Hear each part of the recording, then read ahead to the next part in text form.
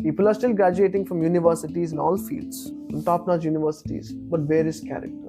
Without character, competence is, if not almost, it is zero. Competence is completely useless without good character. Rather, today companies would prefer people with character than competence. See, Kamal Hassan, why I gave Kamal Hassan? He's a very good movie actor. He didn't swindle anything. But I gave as an example because on live TV, he actually said that I don't believe in God. So when a leader or a person in a leadership position says something like that, the followers also copy the same thing. Like say in one movie, Rajinikanth, takes his glasses and flips it in the air, catches it and puts it. From next day onwards, every college student tried the same thing, isn't it? So when an influential person like Kamal Hassan on live TV, he says, I don't believe in God. What do you think will happen to the modern youth? They'll also say, I don't believe in God. So the action plan is let us all be the example we want the world to follow. So if we become our own example, good example, and we are about 20 people here. So 20 people setting the good example. It can be at least a local trend, may not be famous on Instagram, but maybe famous in this building, isn't it?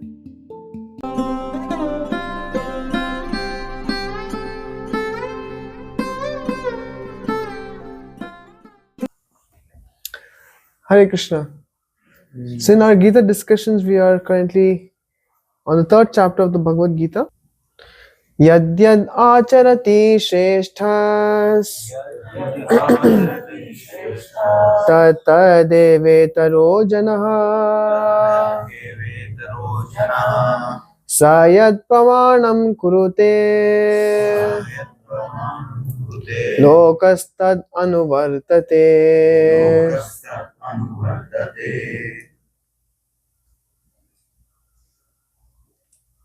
You have the other mic for the person to read the translation. Yeah, read. You can read. Is it on? Yeah. So, whatever action a great man performs, common men follow. And whatever standards he sets by exemplary acts, all the world pursues. So, what is Krishna saying? In this verse, Krishna is telling Arjuna that whatever the leaders in society set the example, that example is followed by everyone in society.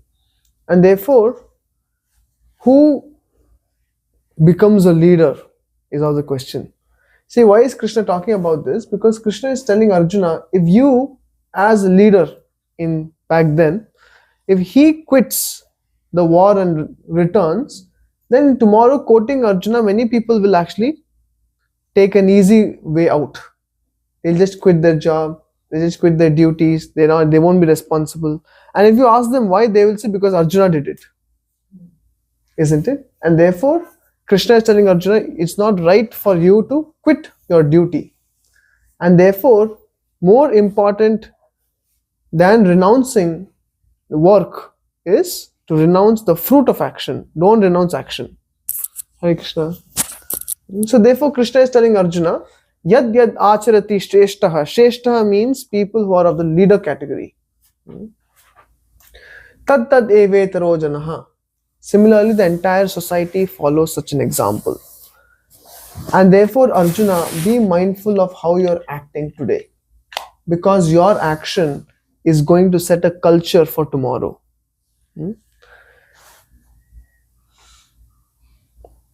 Yeah, can you read the purpose? People in general always require a leader who can teach the public by practical behavior. A leader cannot teach the public to stop smoking if he himself smokes. Lord Chaitanya said that a teacher should behave properly before he begins his teaching. One who teaches in that way is called Acharya or the ideal teacher. Therefore, a teacher must follow the principles of Shastra, scripture, to teach the common man. The teacher cannot manufacture rules against the principles of revealed scriptures. Yeah. Like once upon a time, there was this huge kathakar, and he would go village to village and have this Bhagavad Saptah. And thousands of people would come for his Saptah. And in his Saptah, he was mentioning how Bengan is such a useless vegetable. It has no good qualities. Bengan is also called as Begun. That means one with no good qualities. So he was speaking very harsh that one should not take Bengal. If you want to make spiritual progress, you should not eat Bengal. And after that, he got applause from thousands of people, and Katha was over, and he went back home. So his wife was hearing the same Katha on the radio station, and he came for lunch, and he sat down on the chair, and then he called for his wife, "Where is Prasad?" So she brought Prasad. She brought rice, sabji, dal, chapati, everything, and she had made bangan bharta. And then she served everyone in the home bangan bharta. But when it came to him, his plate, she skipped him. Then he said, why didn't you put it for me? Don't you know bangan is my favorite sabji? Then she said, I just heard on the radio you were saying so many things against bangan. So I thought probably you stopped eating bangan. He said, no. That bangan is different. That is Katha ka bangan. This is Gar ki bangan. They're two different bangan. So in this way, people manufacture different rules for others to instruct others and different rules for one to follow. And therefore, Prabhupada is saying, Acharya is one who teaches by example. When you are telling something for others, something to do to others, we ourselves have to follow first. Like once a mother took her small child to Mahatma Gandhi, and she told Gandhi, can you please instruct my son to stop having sweets? He likes to eat too many sweets.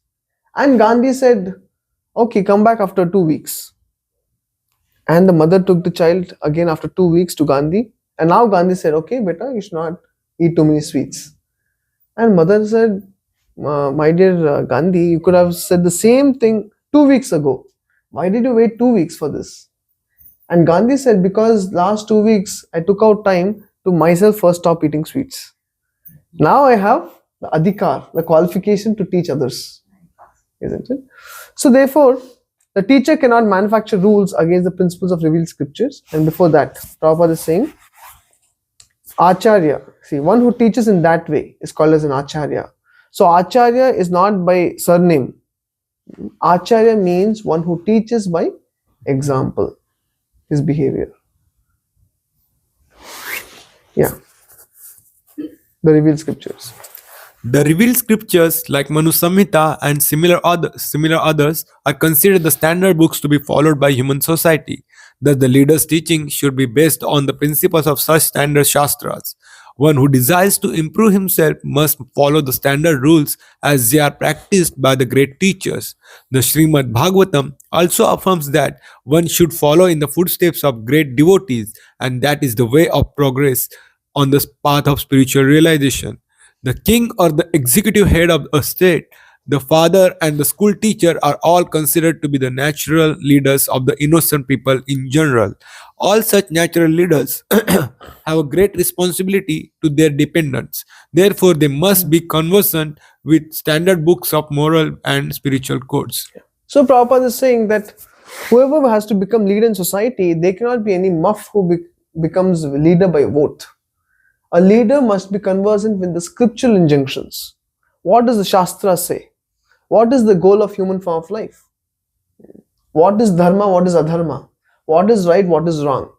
If a person does not know this, he does not have this knowledge, he should not be given position of a leader. Such a person becomes a misleader. So, keeping these things in mind, I'll just take you to one PowerPoint.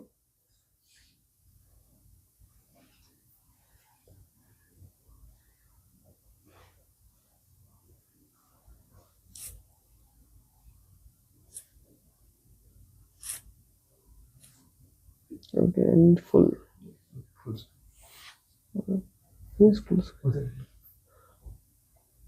Yeah, this is the one. You can see? Yes, Yeah, okay. So, today we will discuss a little on what makes a true leader. Okay. How many of you present here, you want to be a leader or you consider yourself already a leader? You can raise your hand. You consider yourself a leader. Want to be. Want to be. Okay, want to be or you are? One of, okay. No? You don't want to be leader? Okay. Too much responsibility. Okay. Others? Okay. Want to be. Okay. You also want to be. Okay. We all want to be leaders, isn't it? Okay, what do you think makes a leader? Like, what is the qualification, or what do you think should be the qualification of anyone who is a leader? Any qualities you want to Lead by example, like lead by example? He himself must follow what he's teaching. Okay. he should have like all the skills needed for the job or knowledge Right, required for that community so that he can lead others. Correct. Okay, very good. Whoever is speaking, you can give the mic. He's fortunate the mic is close to him. That's good. Yes. Anyone else? Empathy. Huh? Empathy. Empathy. Okay. Empathy means you have to understand what the other person is going through. Okay, so you can accordingly take some action. Okay. Qualification to speak is the mic.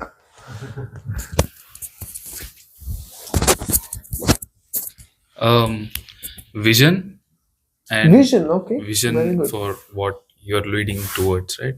And also selflessness Very good. in what you do. First of all, you need to know what is the goal, what is the vision, Yes. and also be selfless. Yeah. If one becomes power hungry or money hungry or fame hungry, then he only exploits his subordinates. Yes. Oh. And treating everyone with same respect, not Mm. feeling above anyone or beneath anyone. Very good. Very good qualities. Many of those qualities will come in the PPT. What you mentioned. Very nice. Okay. Anything? A few more.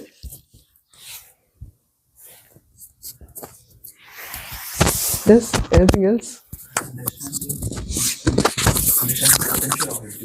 Understand your potential. Where's my? You don't have to turn it off. No, that's not required. I really hold it. It's falling away. Oh, okay. Yes. Understanding the potential of everyone who he leads, Understanding that everyone, the potential of everyone, and they can, if extracting the best Yes. out of them. very good, very deep. I think a leader could be someone who is like righteous, so he knows what is right and will pass on only the right things. Very good. He should be, as Prabhupada says in the purport, he should know what is dharma, what is adharma, Yeah. and he should pursue dharma. Pursue that and preach the same. Very good, very good. He should be ethical, Ethical. courageous, Mm, stick to the truth. very good. Yeah, he should be courageous. He should not shy away from truth. Very good. Okay. These are all yes. He should be ready to serve. Yes. Therefore, today in corporate circles, they have, what do they have? The position? Servant leader.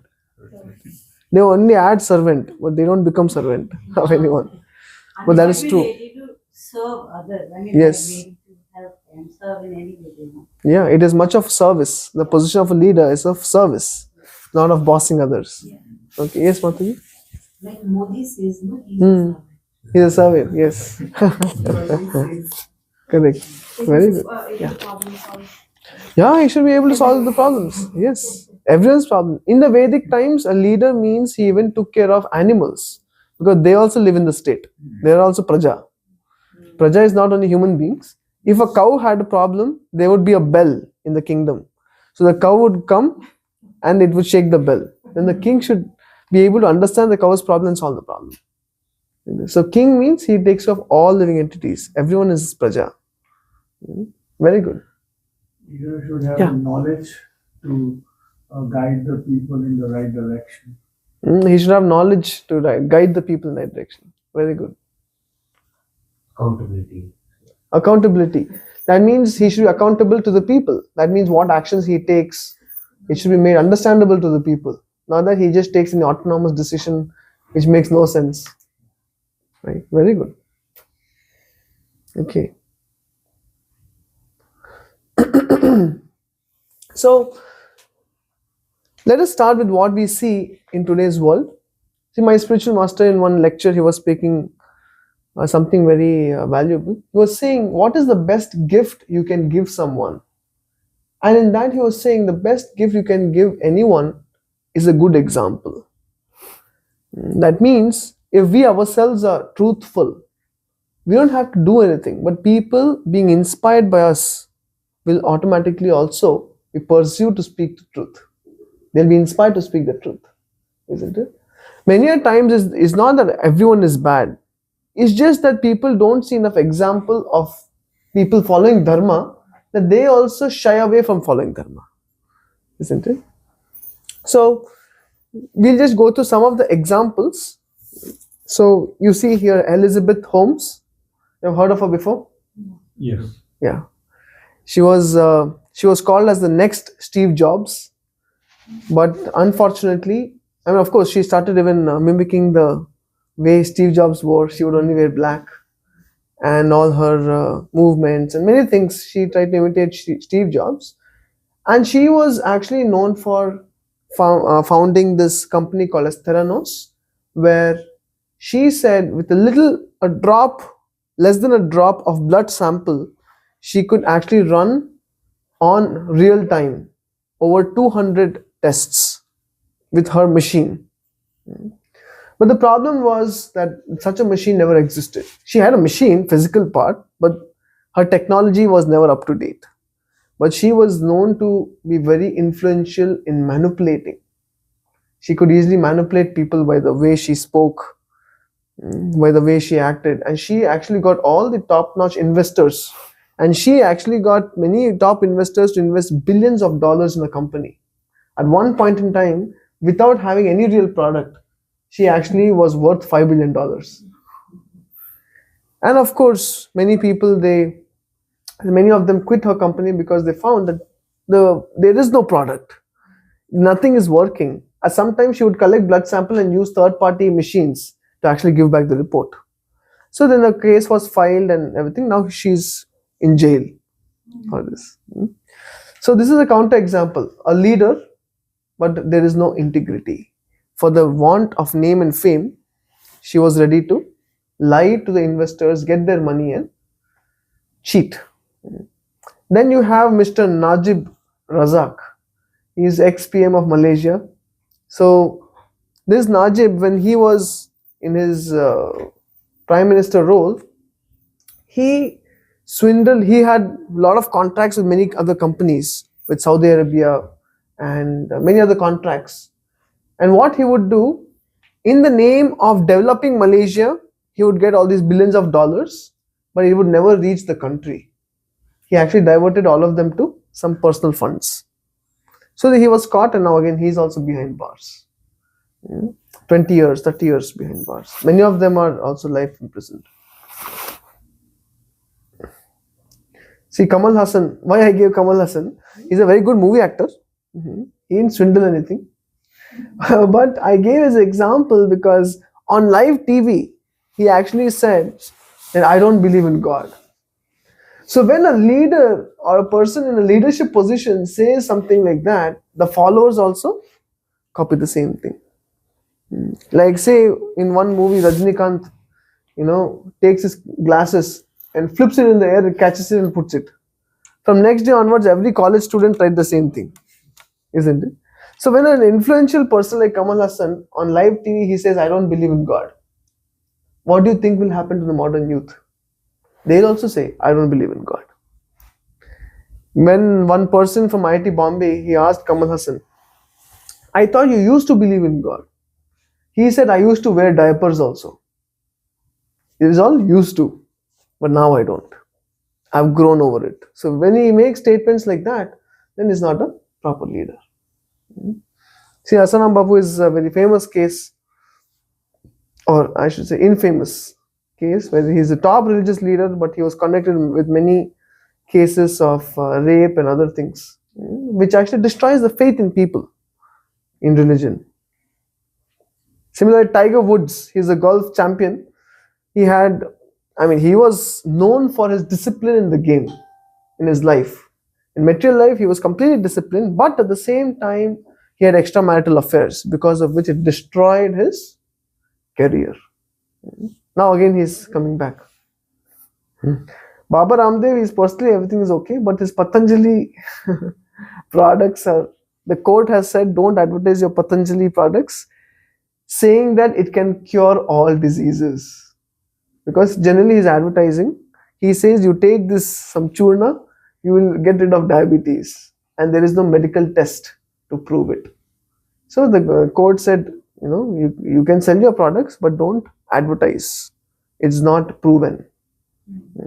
So sometimes when they want of name, fame, money, even leaders, even top leaders, religious leaders, if the senses are not controlled, they can fall prey to these things, isn't it? Yeah. Can one of you read? Who has the mic? When the mic is there, you can give to someone to read. Can you read, Ruth? So what is the impact on society? One, personal life destroyed. Yeah, that means one's own life is completely destroyed, first of all. Yes. Second? Second, social circles affected, hearts broken, left cheated, lives claimed. Yeah, sometimes when such things happen, like we were talking about Holmes, Mrs. That Elizabeth Holmes. So one person who found out the product was complete nuisance. It was actually there's no product. That person who was the prime chemical engineer, he went and committed suicide because she was. If she would get to know that someone is not cooperating with her, she would just fire them, and he was not in a position to be fired. So he just committed suicide when he got to know that people are filing cases. So lives claimed. People feel cheated. When people feel cheated, especially on the path of religion and even nationality, these places, then people always question. They lose the submission to authority because they have been cheated, and definitely hearts broken. Yeah. Third, deception in the religion, loss of faith in the religion, rise in atheism and materialism. Yeah, people become more materialistic because they feel these people who call themselves saints, they themselves don't have their senses controlled. What is the guarantee that religion works? So then they turn to materialism. Fourth, setting the wrong culture and trends, rise in crime, including rapes, etc., self-destructive habits like smoking, drinking, etc. Yeah, I'll show you the next slide. What is the setting the wrong culture and setting the wrong trend? And the last one? Last is people are valued by their external beauty and opulence rather than the quality of their hearts. Yes. So today, unfortunately, people are valued based on how much money you have in your pocket and what beauty you carry on your skin, not how many qualities you have in your heart, isn't it? So you see nowadays I've seen it in my own experience. Once we went to Washington Square Park in New York City. So there I saw a mother, Hare Krishna, a mother came with a very small child, like this first one, very small child, but she is making the small girl wear fashion dresses. How abominable it is, isn't it? Why? Because the mother is not a proper leader. See, who is a leader? Whether you like it or not, we are all leaders to some degree. Some leaders influence thousands of people, other leaders influence one or two people, isn't it? So we are all leaders. So every decision we make in our life, we are impacting more than one person. Therefore, when I saw this lady in Washington Square Park, she's coming with a small daughter, but she's making her wear fashion dresses. As fashion models walk on the ramp, this small girl is wearing such dresses. So unfortunately, I was just feeling very sad that what kind of mother this girl has got. And now in Bollywood, they talk about item songs. You go to item songs, they have like millions of views. You put one lecture on YouTube, the same lecture what I'm speaking, you put on YouTube, not more than 100 views. But you put item song, it will have million views. This is setting the wrong trend. And then they question why rape cases are happening. Hang the criminals. But what are we teaching the society? We are adding pollution, and then when they get polluted, we want to kill them. Isn't it? So it is very unfortunate. And the movie actors, they teach. See, where do you learn smoking, drinking? When the baby comes out of the womb, does it smoke or drink? You will learn smoking or drinking from bad association, from what we watch, what we hear, what we read, and the friends we have in school. If we all reflect back, whatever bad habits we have gained in our life, you will see most of them came from school. Isn't it? Because bad association is the one which is the source of all bad habits. So people like this movie actor Ajay Devgan. He's holding a cigarette and cooling glasses. That means even if you smoke and drink, but if you're a good person, it's okay. So he's giving green signal to that. Yeah. Then they talk about rape. Protests. First stop the Bollywood. We have to first cut there, but no one has that strength to do that. Protest Bollywood. Protest all this nuisance in society. And when there is religion, some religious scandal, then people become atheist. See, atheist mind, humanist at heart. Yeah, and leaders who go after money. For money, they do scandals and everything. So in this way, we are all setting a trend in society, setting the culture in society. See, nowadays in New York City, when I came for the first time, I saw that people wear their pants little low. You have seen that?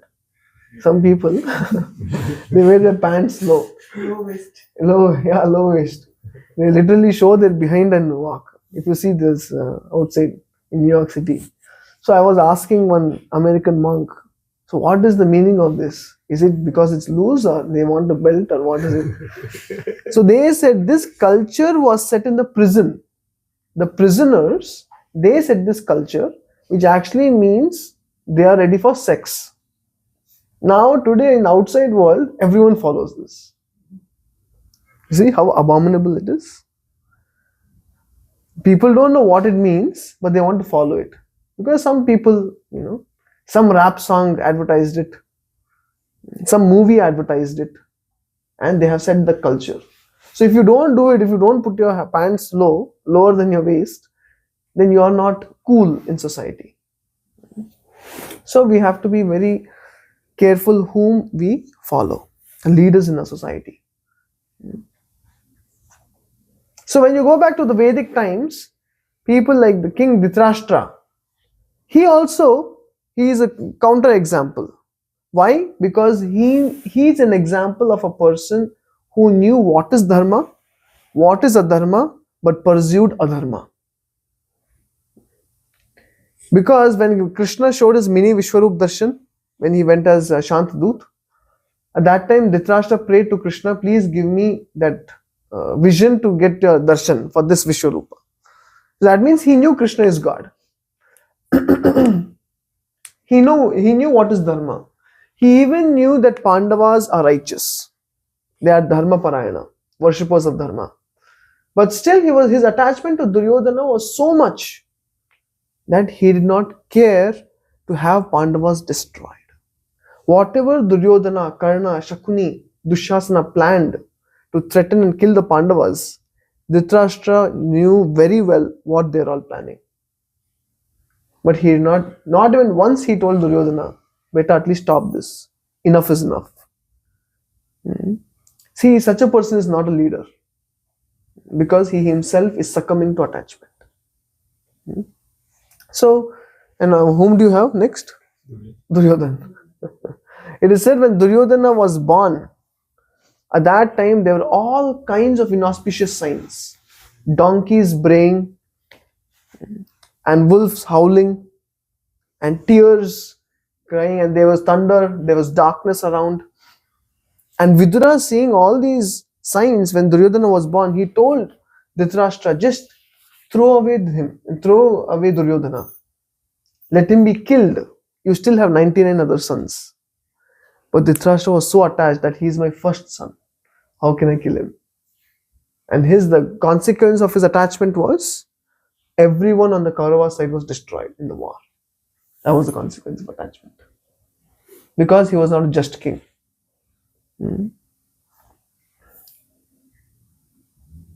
But on the other hand, you have people who have set the right example. You have people like King Yudhishthir. King Yudhishthir, whatever kind of pressure was there in his life, he never chose adharma. Do you know the time when Pandavas were in the forest and Duryodhana wanted to just mock these Pandavas by having some party near them? He wanted to enjoy lavish food and lifestyle in close to where they were dwelling in the forest, just to add salt to the wound. So at that time, Duryodhana took some of his people. Karna was there, and As they were pitching the tent, he saw a beautiful girl pass by. So he held her hand. But she was sister of a Gandharva, and Gandharvas are very powerful fighters. So I think it was Chitrartha, Gandharva. Immediately he came and he tied everyone in the Kauravas in that tent. And they could not do anything. So Duryodhana, they were about to kill Duryodhana. So some of the messengers of Kaurava went to the Pandavas and begged for help. Bhima was very happy. He felt finally there's someone to teach this Duryodhana a good lesson. And then it went to Yudhishthir. Arjuna was also okay. He felt no problem, Duryodhana deserves this. But Yudhishthir said, this cannot be done. When there is fight within a family, then yes, we are 5 versus 100. But when there is an external force, it is external force versus 105. See, Yudhishthir did not calculate all the threats and dangers imposed by Duryodhana in the past. He still saw everyone as family. So that is King Yudhishthir. And King Yudhishthir, when he was conducting the Rajasuya sacrifice, he put Krishna as the chief guest of the sacrifice. Why? Because he recognized Krishna's supreme position. So therefore, King Yudhishthir is a just king. And then you have King Satya Harishchandra. You have heard about him? Satya Harishchandra. Satya Harishchandra was such a truthful person that even the gods wanted to test him. So Vishwamitra came and he said, can you, he was tricked. He tricked Satya Harishchandra in promising anything that Vishwamitra asked for. And Vishwamitra asked for such an amount that Satya Harishchandra had to sell his kingdom. He had to sell away his wife and children as maid servants. And he also started working in the cemetery just to pay off what Vishwamitra had asked for. And finally, after many, many months or even years passed by, when Satya Harishchandra was working in the cemetery is the smashan. When he was working in the cemetery, he was strictly told by his boss that no one should be able to bury or burn any body without paying some money. One night he saw his own wife, who was now working as a maid servant in some other home. She brought her son, which is Satya Harishchandra's son, because he had died. So Satya Harishchandra didn't want her to know that it is him. So disguising himself, he said, okay, give me some money, only then I can burn the body. And she said, I have no money, I'm poverty stricken, because of which the child is also dead. But Satya Harishchandra could not do anything because his boss said, no, because he's only truthful. So his boss had ordered him, you can only burn or bury the body if you have taken some money. So he was caught between the devil and deep sea. Hare Krishna. So he was now stuck, what to do? So when he was fighting this tug of war, immediately the demigods appeared. And then they said, my dear Satya Harishchandra, we were just testing you. And we are so impressed how truthful you are. You are so truthful that you are ready to sacrifice to such a degree. Nowadays in today's society, people speak lies as they're breathing, isn't it? Left, right, center, they're speaking lie. How are you doing? I'm good. Most of the time is lie. I'm not good. So we don't even know when we are lying or when we're not lying. But Satya Harishchandra is setting such a standard for truth. Yeah. Yes. You need mic.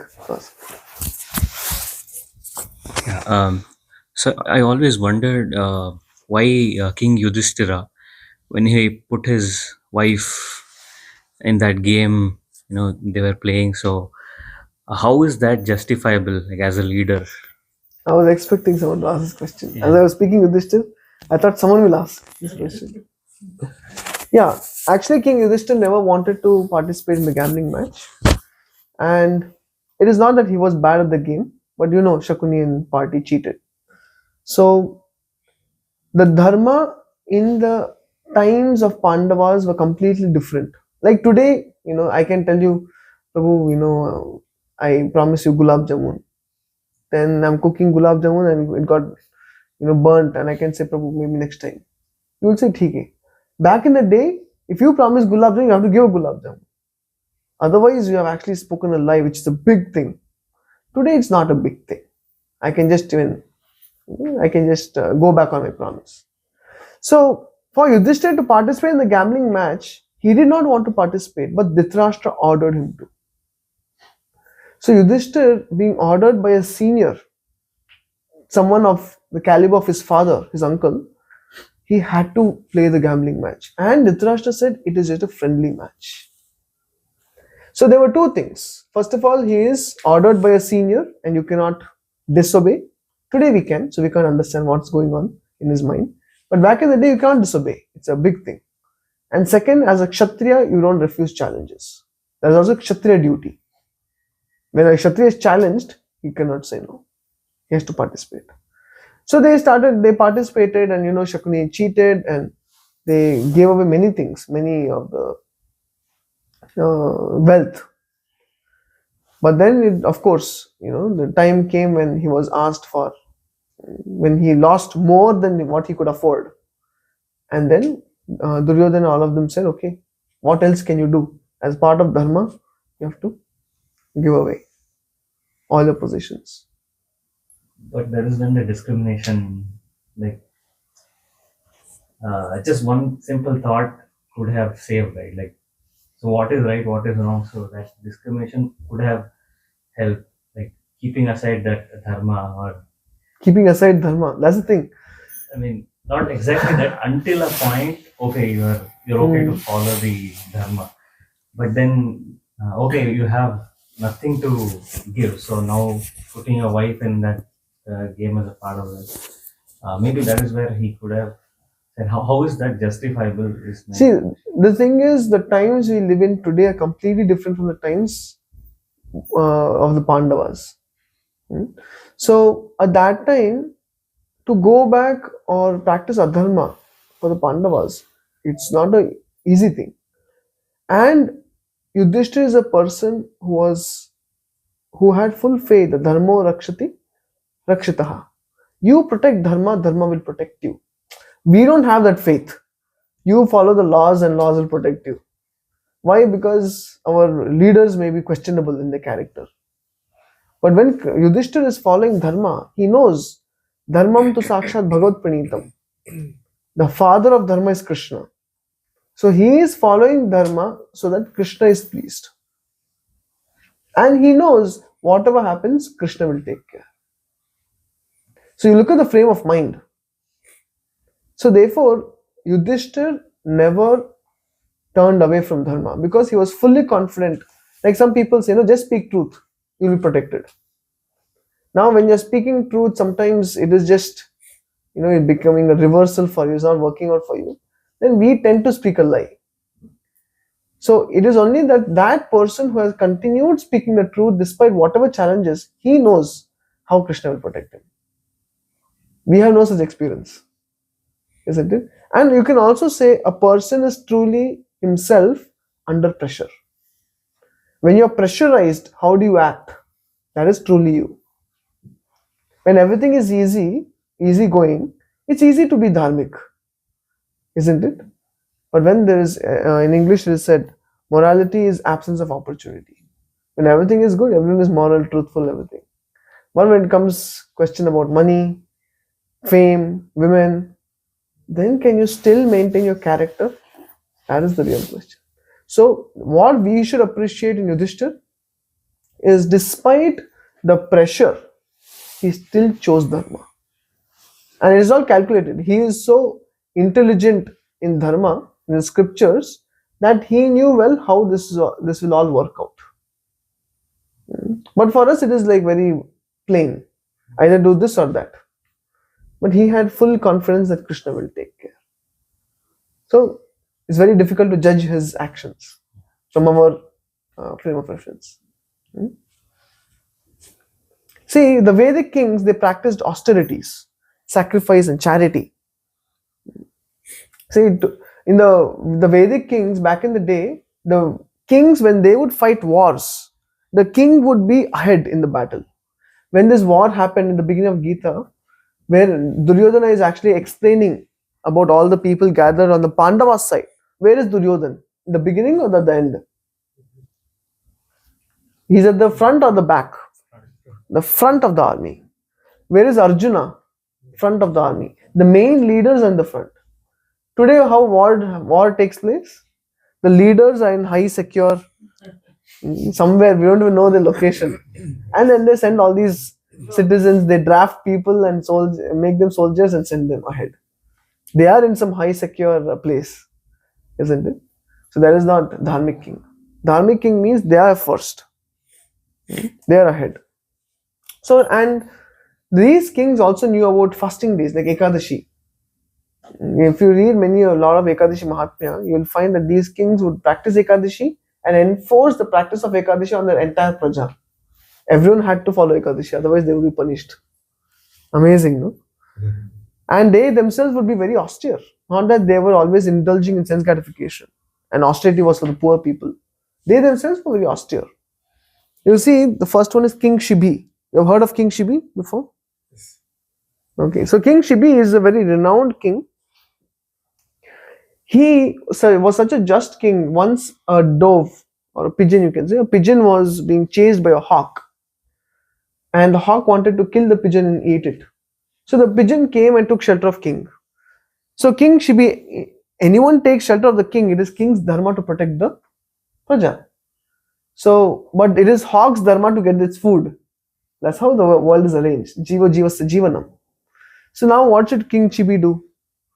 King Shibi had to protect the pigeon as well as give food to the hawk. And hawk's food is not, vegetable. It is meat. So what did King Shibi do? If you observe this picture properly, he started cutting the flesh from his thigh equal to the amount of the weight of the pigeon. That's sacrifice. That means they were so selfless that they did not mind sacrificing their own flesh and undergoing that pain just to protect, to serve the praja. This is Vedic king. So that's what he's doing. He's cutting his flesh. And what was happening, if I remember properly, the pigeon was just increasing in size.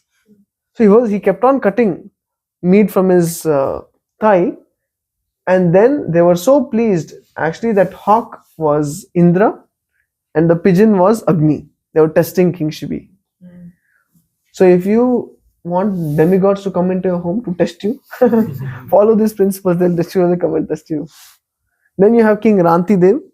King Rantidev held a complete fast, not for one day, but for 48 days.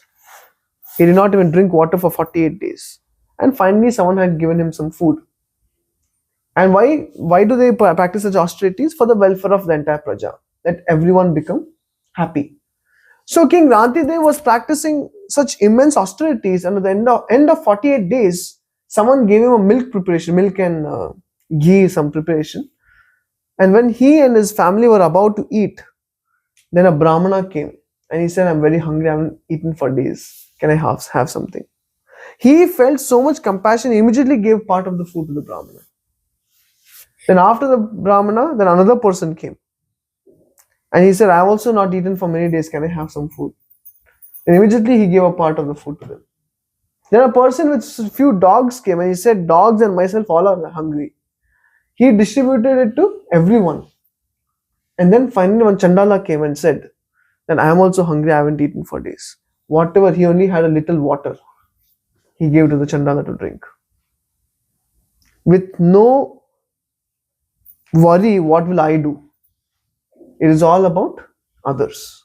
Therefore, Vaishnava is called as Paradukka Dukki, Parasukha Sukhi. A Vaishnava is in distress when others are in distress. And he is happy with others' happiness. But today people are different. Today people are Paradukka Sukhi, Parasukha Dukhi. Isn't it? That is materialist. And others' happiness, we are not happy. We become highly distressful. But when others are in distress, it's a great source of happiness. Isn't it? So therefore, King Rantidev, he is known for being compassionate to others. See, you can see in the photo how he himself is so skinny, he hasn't eaten for days, but he is happily giving it for others' welfare. King Rantidev. Then of course you have Lord Ram, immense, unlimited number of qualities discuss. See, in the first one, can anyone say who it is in the first photo? Yeah, Kevat or Guha. When Lord Ram, Sita, Lakshman, they were passing through the forest, they came when they had to cross this river, and at that place they met this tribal. He is not a Brahmana. He is not, tribal are considered very low class. But he was such a devotee of Lord Ram that Lord Ram did not mind taking service from him. Lord Ram did not say that you are low class, I only deal with high class. I am a Kshatriya, you are not even a Shudra. He didn't say these things. He took service. And see, Guha is washing the lotus feet of Ram. He washed the lotus feet of Ram and took the water on his head and sprinkled that water on the heads of all his family members. It is said when Ram, he stepped into the boat. I mean, how did he get this opportunity to wash Lord Ram's feet? When Ram stepped into the boat, immediately Guha said that, my dear Ram, I know your history. Once when you were walking in the forest, you put your lotus feet on a stone and became a woman. And my whole livelihood, my whole livelihood is dependent on this boat. If you put your feet and the dust from your feet touches this boat, it becomes a woman. I already have a wife. I need livelihood now, not another wife. So first please allow me to wash your feet. And that's why he's washing the feet and he's taking on his head. And Lord Ram is appreciative of his devotion. He's not seeing what caste is he from, what is the color of his body, what is his monthly income, how rich is he a Kshatriya? No, he's just checking the devotion of his heart. In this way, the Vedic king, Lord Ram, when he comes, he's called as Maryada Purushottam. So he's setting example for the entire society. And he's setting this example how the leaders should be equanimous. That means they should not show partiality. They cannot side with one section of Praja and not with the other. They are for all. They have to be ready to take care of everyone. Similarly, in the second one, the Ram, whom do you see in the second one? Yeah, correct. Ram and Bharat. So Bharat came when he understood that what his mother Kaikeyi had done. He was so sad and angry with his mother, and he marched into the forest. Of course, the three mothers, now Kaikeyi heart transformed. She also came. All the three mothers came and the minister came. They all marched into the forest, and Ram saw that Bharat is coming. And Lakshman was ready with his bow and arrow to kill Bharat. Because he thought Bharat is so envious of Ram. He was not satisfied that Ram had quit the kingdom, but he is coming to the forest to kill Ram. So Ram calmed down Lakshman. He said, don't be unnecessarily angry. I know Bharat. He's not that kind of person. So Bharat came into the forest.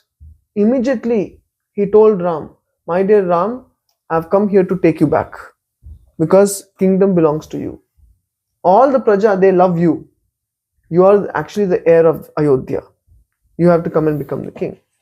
But Ram said, I cannot come without fulfilling my father's vow to Kaikeyi. But Bharat said, the father is gone now. He is dead and gone. So you come. But then Ram said, what example will I set if I break this father's vow? Rather, you are there. You can take care of the kingdom. Like this back and forth. What is the argument? They were arguing in a way. But this argument was based on love. Ram is saying, you become the king. Bharat is saying, you become the king. Today also brothers fight for property. But one is asking for more share, and other is asking for more share. But back in Ram's time, this was not the case. And finally, Bharat had to take, Ram said, I cannot come. For some time, Ram paused. Then the demigods in the sky, they became anxious. Because this was all, set up by the gods in the sky just so that Ram will come to the forest and kill Ravana.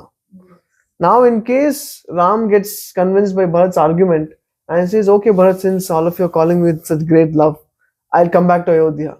So what will happen to Ravana? So immediately the Akashvani was there. And the loud Akashvani came, Bharat, don't force Ram unnecessarily. The time will come when he'll come back. Now you proceed back to the kingdom. So he took Ram's Paduka. And he took the Paduka and kept it on the throne. And then he would only eat, because he knew Ram is eating only something from wild, some wild food. So he would only eat barley mixed with cow urine daily. And because Ram would sleep on the floor, he had dug a ditch under the ground, because he had always felt Ram is better than me. So Bharat would sleep under the ground. And he would always get up and offer obeisances to the Padukas. So in this way you see Lord Ram and Bharat, such an example of selflessness. They always wanted to please the other person. And third is when Ram was announced as the king, before he was just about to be enthroned as the king, he was told by his father. His father did not speak. Kaikeyi said, "It is your father's wish that you go to the forest." And Ram showed no sign of remorse. He said, okay, I was supposed to be the king of Ayodhya. Now I'll be king of forest. So he was completely detached. Lord Ram was not attached to the jewelry, to the opulence, to the people, to the ministers, to the food, what was being served in the palace. He was completely detached. Whatever is duty, and therefore he's showing how important it is to be dutiful than being attached to opulence. So till now we were discussing some of the modern leaders' case studies. Then we saw the Vedic kings, some of the case studies. We saw Dhritarashtra also. We saw positive example also. See, it is said, Krishna says in the Bhagavad Gita 15th chapter, Vedanta krit videva chaham, Veda videva chaham.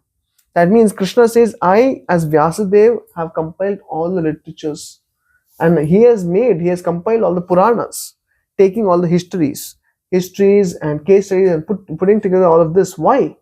Because more you hear about this, the selflessness of Bharat, the equanimous position of Lord Ram, how detached he was, the sacrificing nature of Shibi, the compassion of Rantidev, the austerities performed by King Ambarish. When you hear about them, how will the society be? The people who hear these stories, they will aspire for these qualities. Instead, when we follow leaders who are talking about how money is everything, how having the most beautiful girl as your wife is everything, and how what trends the Bollywood is setting, with all of this, what kind of culture will we have tomorrow? Why tomorrow? Even today, look at the culture what we have. Such a degraded culture, isn't it? People are completely shameless.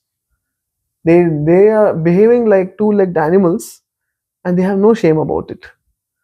So therefore, what is missing in today's world is the right example of a leader. See, there are 3 C's for progress. One is competence, character, and culture. We have destroyed Vedic culture. So because the Vedic culture is destroyed, soon after that came destruction of character. So what is the difference between leaders of the modern day today and leaders back in the Vedic times? They were men of character or women of character. Character means integrity, humility. Character is what shapes us. Once a person who was working for a company, he was told by another rival company that we will give you hundreds of thousands of dollars more if you can release a secret. And he did that. He released the secret of the company he was working in, and he got his hundreds and thousands of dollars. But later on he was caught by the company and he was fired. He thought it's not a problem. I worked for the other company by giving a secret. So he went to that company and asked, can you hire me? Yeah, they denied. They denied because they said, if you can spy for us on that company, where is the guarantee that you will not do that to us tomorrow? So he was denied in both the companies. Now, what is the chance for hiring him tomorrow? It's a black mark on his record, isn't it? So today, what is missing is character. In the Bhagavad, see, today people have competence. People are still graduating from universities in all fields, from top-notch universities. But where is character? Without character, competence is, if not almost, it is zero. Competence is completely useless without good character. Rather, today companies would prefer people with character than competence. Company things are not, you don't need too much of brain, but they need people who are loyal, isn't it? Even dogs are loyal today.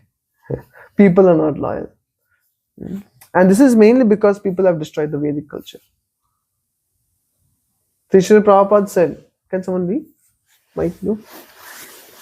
He's there. My disciples are perfect gentlemen. Yeah. A reporter asked Srila Prabhupada, how do we identify your disciples? Srila Prabhupada said, my disciples are perfect gentlemen. And he went on to say, my disciples are perfect gentlemen because they follow the 4 regular principles. No meat eating, no gambling, no illicit sex, no intoxication. And they always chant Hare Krishna. That's what he said. And therefore, they are perfect gentlemen. And to this, Chanakya adds, he gives a definition of a perfect gentleman. Matravat paradaresho paradravyesho laushtravat atmavat sarva bhutesho yapashyati sa panditaha. This is what Chanakya says. Chanakya says that what or who is considered as a wise person? A person who considers all other women other than one's own wife as mother, one. Second, he considers anything that does not belong to him as trash, he's not interested. And third, he treats others as how he wants to be treated. Such a person, Chanakya says, it's called as Pandita or learned person. He's a gentleman, isn't it? Now, even with the visa things going on, one student had called me and he was saying that he's trying for some tricks to trick the government and get his green card. And he was asking me if it is okay to do it. I'll not tell you what trick. I'm pretty sure you all understand. What trick can you do to get a green card soon? So, I said, Prabhu, it is adharmic. It is not good. If I were in your position and I have to go back to India, I'd rather go back to India with dignity than, practice adharma. Why? Because even if you go back to India with dignity, Krishna is still on your side. Because Krishna is on the side of dharma. That's at least the basic lesson from Mahabharata. Even a kid can understand that. But he was saying, no, but Prabhu this, but this. And he was saying, Prabhu, my intention is not that I want to lie. I don't want to cheat anyone. But my situation is, I told him the same thing what I told you just now. You are really how you behave under pressure. That is you. In the cozy, comfortable times, it is not you. When you are under pressure, how do you respond? How do you behave? How do you react to situations? That is really you. So I was saying, you are saying you don't want to lie, you don't want to cheat, but this is a big lie. Whatever trick he was telling me, it is a big lie. It is not true. You're just trying to fool the government, and the risk involved is too much. Money involved is too much. Why take unnecessary risk? You know why he's taking it? Because he does not have faith that Krishna will protect him if he follows dharma. He does not have faith, dharma rakshati rakshitaha. By following dharma will protect him. He doesn't know. Such people need to learn it the hard way. He will try something here and there. In airport, some ICE people will come and deport him. Such a huge risk. Unnecessary, isn't it? So therefore, Prabhupada said, my disciples are perfect gentlemen. See, we should never doubt Krishna's capacity to protect his devotees. Krishna says in Bhagavad Gita 12th chapter, Tesham aham samudharta mrityu samsara sagarat bhavami nachirat partha maya aveshita chetasam. My devotees who have become my avesh means they have become maddened by Krishna. That means you push a devotee, immediately he says, oh Krishna. exam, he failed an exam. Immediately he says, "Oh Krishna." He's undergoing great pain. He says, "Oh Govinda." Some surprise came. He says, "Oh Hari Bol." Whatever happens to a devotee is always taking shelter of Krishna. Such a person is called as Mai Avish. If he speaks, it is about Krishna. If he sings, it is his holy name. If he does something, it is Krishna Seva. Maya Aveshata Chetasam. So Krishna says, for such a person, Tesham Aham Samudharta. For such a person, I will personally go to the ocean of material existence and pick up the devotee. See how Krishna is picking up devotee and put him on the Garuda and take him back to Godhead. And when he says, Maya Bhavami Natchirat. Natchirat means not after a long time. That means soon. I'll immediately come and take him. For a devotee who has become fully Krishna conscious. So therefore, when we side with Dharma, when we practice Krishna as the ultimate goal of our life, and when we become just leaders, then we can be fully sure that Krishna is on our side. And that is the basic lesson of Mahabharata. We don't have to heed to adharma. Unless, see, in Mahabharata also, Krishna told Yudhishthira to lie. Isn't it? So, if we say, see, Krishna wanted Yudhishthira to lie, so, and Krishna told Arjuna to shoot Karna who was not on chariot. So, I am also trying to be practical. So, the immediate question comes, did Krishna tell you? Isn't it? Who told you? For Arjuna, Krishna told him personally. When Krishna comes and tells you personally, you perform this adharma, then you can do it. Otherwise, we should not do it. We should practice dharma. And what? Yes. God will never come to us. We are not Arjun. So how do we know it is right or wrong? If you practice dharma, Krishna is there. Krishna will protect you. Krishna doesn't have to come in person. For Draupadi, where was Krishna? He came in form of sari. Isn't it? Now, when Draupadi, when she was being disrobed in the assembly of men, great generals, she told Pandavas, please protect me. They only looked down. Then she went to all, Dhritarashtra, she went to Dronacharya, Bhishma, and no one could do anything. So then she was trying to hold on to a sari. But in front of Dushasana, she is nothing. So then finally she raised her arms and said, Hey Krishna, hey Govinda, you protect me. At that time, Krishna gave sari. Why? Just to show that till the time we try to be very smart in trying to protect ourselves, then you are on your own. Not to say that don't do anything on your end.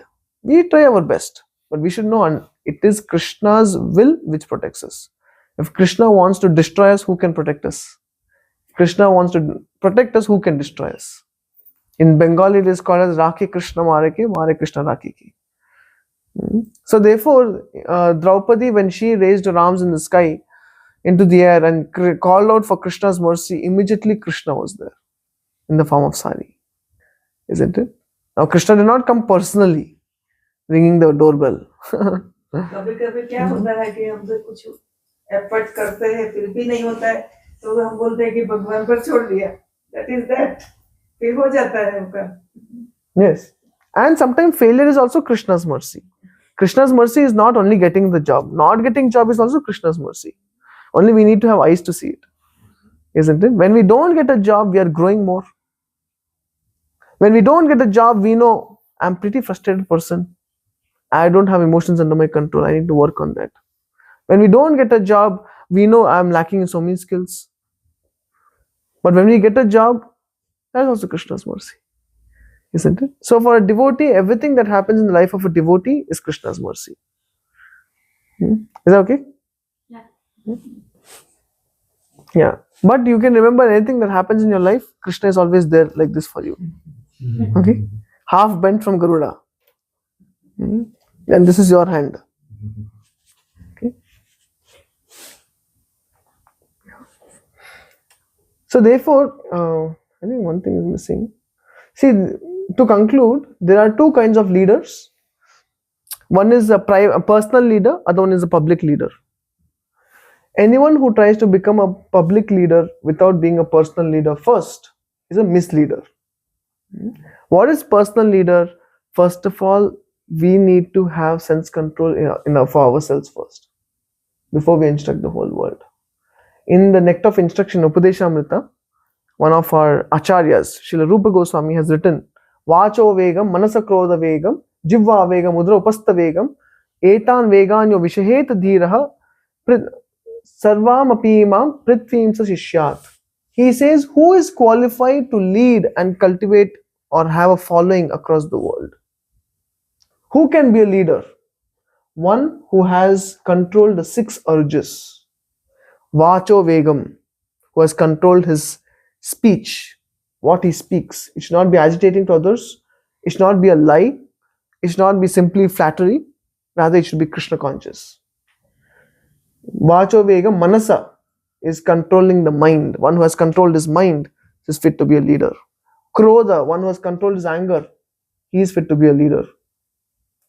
Vacho vegam, manasa krodha vegam, jivva, one who has control on his tongue with respect to what he eats and how much he eats at what time. Like when I was studying in Suratkal, over there they had night canteen. People go at 1 a.m. and eat noodles, 2 a.m. pizza. So what kind of jivva vegam is that? So they have no control over the urge of tongue. So jivva vegam, 4th one is control the tongue. And jivva udara vegam means control the stomach, not that you have to keep filling up the stomach. And 6th one is upastha vegam, control of the genitals. The urge of genitals should be controlled. That means sex life should be controlled. One who has controlled these 6 urges, vacho vegam, manasa krodha vegam, jivva vegam, udara upastha vegam, such a person is qualified to go around the globe and make disciples. Such a person can be leader. He can have a following. But a person who succumbs to lust, anger, greed and has no control over his senses, he can make a following in today's world. But what will he do with his followers? He will only exploit them. There are many people who wear saffron robes, but they pose as religious leaders without having controlled the senses. And what is the result? The result is people only lose faith. Why? Because they have not controlled the senses. They're just posing as a big saint because they want following. And when following comes, they only exploit them. Isn't it? So therefore, if we want to be a leader, personal leader, even if you're not a public leader, we are all personal leaders. Isn't it? We are still a leader for our children. We are still a leader for our neighbors.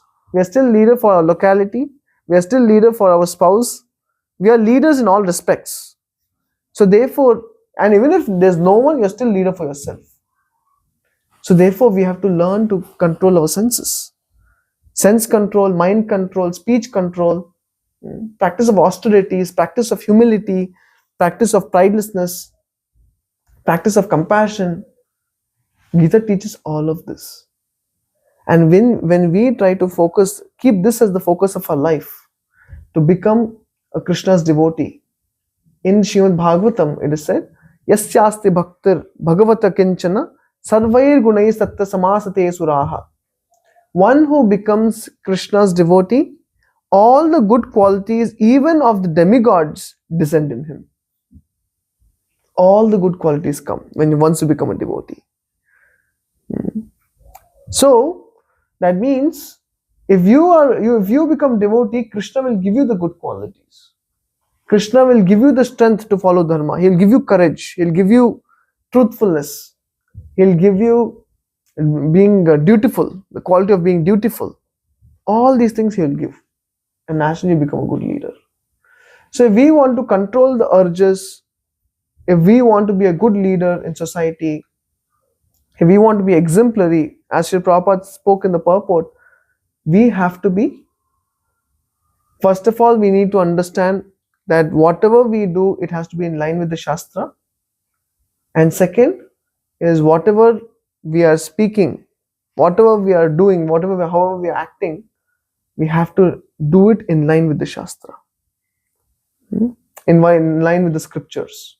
So the action plan is let us all be the example we want the world to follow. So if we become our own example, good example, and we are about 20 people here. So 20 people setting the good example. It can be at least a local trend. May not be famous on Instagram, but maybe famous in this building, isn't it? Because you are setting the trend. Every Friday Gita sunenge, या हर दिन chanting Hare Krishna chant करेंगे. You are setting the trend. And those people who don't chant, who are not saying the Gita, they are not cool. Who is cool? One who is chanting Hare Krishna and coming for the Gita class. Because you are becoming wiser. So you set the trend. When you set the trend, then people follow you. And in this way, the earth, if you imagine the earth, we want to become the healing cells, the good cells. We don't want to be the cancer cells. So the health of the world is in your hands. If you become a personal leader first and then a public leader, first control your senses, then teach others about Krishna Bhakti, then you are actually contributing to the society at large. So,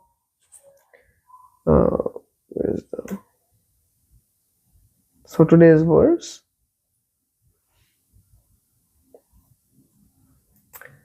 Yadyadacharati shreshtas tattadevetaro janah sayat pramanam kurote lokastad anuvartate. And Krishna says, whatever action a great man performs, common men follow.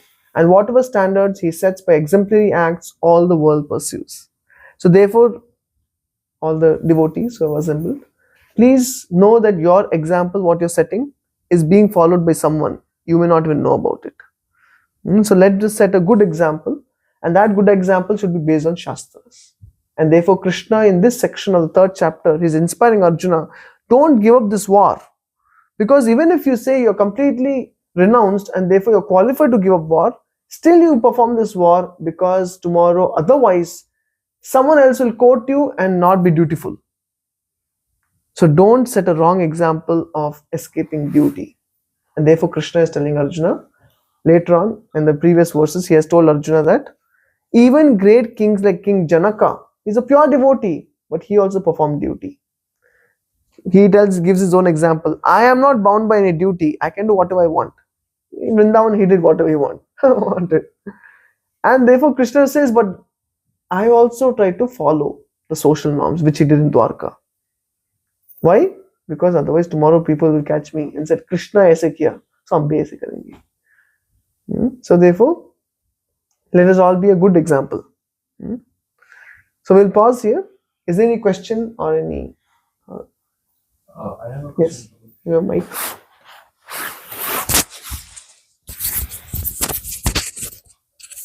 So we were seeing a screen with 3 things there, right? Culture, competence, character, and culture. and character. So we spoke about character and culture. But what about competence? Like, Competence, is it material world is already giving you. Is it natural, or can we build it through? Some competence is natural. You're born with it by your past karma. Some you have to cultivate it. That means you have the capacity to learn new skills. Some things, how much ever you learn, you may not cultivate it. You have 3 types of competence.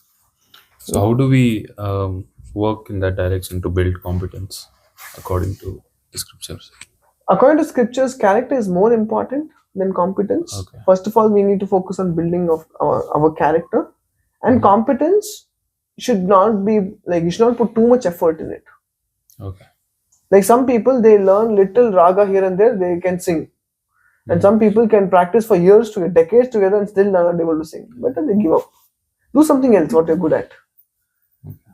Understand, no? Yeah. Like, because there are multifarious skills. And we all have different skill sets which we are good at based on our past karma. But we may not be good like the best in the world. Yeah. But we are good. Like someone is, he can perform magic tricks. He may not be a world-class magician, but he's good in performing magic tricks. Someone might be just born smart. Someone is just a musician, born musician. And others have the capacity to cultivate it if they put a bit of effort. But we should see that we don't waste too much time cultivating those skills which take too much time. That means taking too much energy. It's called prayas. So we should not do prayas. Like a person, he was writing CAT exam. He failed 4 times. Then he went to his guru and asked, Guruji, I'm planning to write 5th time. He said, why are you wasting your time? 4 times you have failed, do something else in life. Isn't it? Yeah, sometimes someone becomes very attached and desperate. So they become blind to how much effort it is taking, how much energy and time it is taking. We should be smart. This is not working out. I tried little, didn't work out, go somewhere else. Okay? Anything else? Okay? Hare Krishna.